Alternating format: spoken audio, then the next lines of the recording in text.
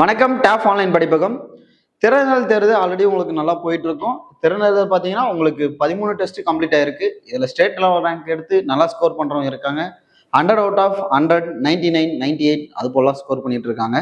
இது எல்லா பிரான்ச்சுமே நம்ம தமிழ்நாடு ஃபுல்லா யூஸ் பண்ணிக்கிறாங்க. நியூ ஸ்டூடெண்ட், ஓல்டு ஸ்டூடெண்ட் எல்லாருக்குமே யூஸ்ஃபுல்லா இருக்கும். இது ஓப்பன் டு ஆல். நீங்க பார்த்தீங்கன்னா ஆன்லைன்லேயே அட்டன் பண்ணிக்கிறது.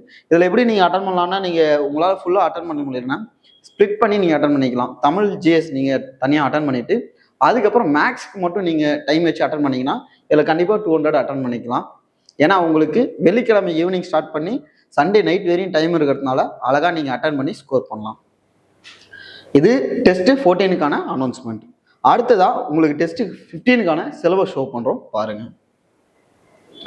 உங்களுக்கு டெஸ்ட் 15க்கான சிலபஸ் என்னன்னா, தமிழ்ல ஒரு பொருள் பன்மொழி, இரு பொருள் குறிக்கும் சொற்கள், ரீசனிங்ல புதிர். இதுல ரீசனிங்ல இருந்து உங்களுக்கு பாத்தீங்கன்னா டிஎன்பிஎஸ்ல 10 கொஸ்டின் கேட்கறாங்க. ஸோ அது கண்டிப்பா யூஸ்ஃபுல்லா தான் இருக்கும்.